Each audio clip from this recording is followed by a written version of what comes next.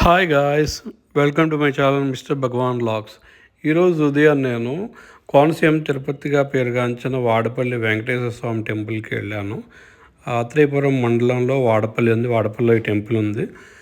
మరి రీసెంట్ డేస్లో తిరుపతి తర్వాత అంత ప్రాచుర్యం పొందిన గుడిగా దీన్ని అయితే చెప్పుకుంటున్నారు.